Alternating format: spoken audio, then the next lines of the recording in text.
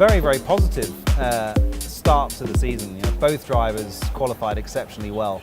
And then high drama during the race. You know, contact at the first corner. First time our drivers racing against each other, coming together. Lots of emotion, you know, post-race, and some technical difficulties that led us from having led the race to a situation where, you know, we really didn't score the points we should have done. Hong Kong was a perfect example of the fact that you need everything to be right to win a race, and a little technical glitch during the pit stop, and that's it, the race is over. That race and that event shows that we're in the good directions, and as you say, to score points we need to avoid mistakes, and having a very good car, very good drivers and a very good team is not enough.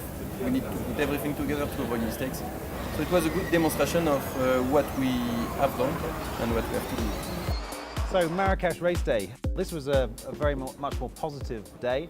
Sam came away with a second place finish, and Pachita completed a complete race, his first complete race. So very positive, again showing the pace of our car. I was about to say, it's quite nice when there is not so much to say really, and Marrakesh was the good conversion of what we think the car can do. So after two races of experience, you can correlate a lot of data and you know a lot more where you are and what you need to be doing. So yeah, we want more of the same really. What happened in Buenos Aires? What didn't happen in Buenos Aires?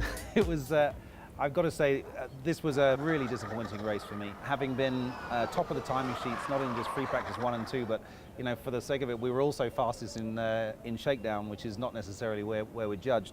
But we pulled away just 1 point. Where we should have had, you know, probably 20 or 30 points. Formula E is very challenging, and the fact that the track conditions, the grip, so many conditions can change between FP1, FP2 and Quali. So just because you're fast in one session doesn't mean you'll be fast in the next one.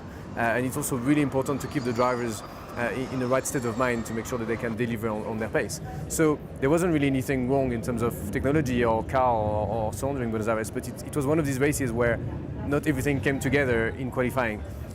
So it shows first, Formula E is a very challenging series because it's a one-day event, and second, qualifying is probably even more important than it used to be, simply because the field is so competitive and we need to nail qualifying to make sure we score good points. If we look at the race, and especially Pechito's race, he did so many overtakes.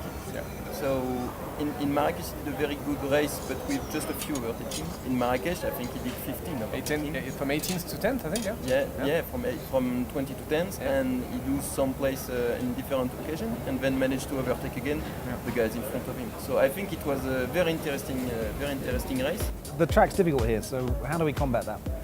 Yeah, it is principally with setup wise. It's a specific track. We need a specific setup, we need a specific preparation. I think we had a very good job on the simulators before coming in to get prepared. I think we are well prepared to score points here.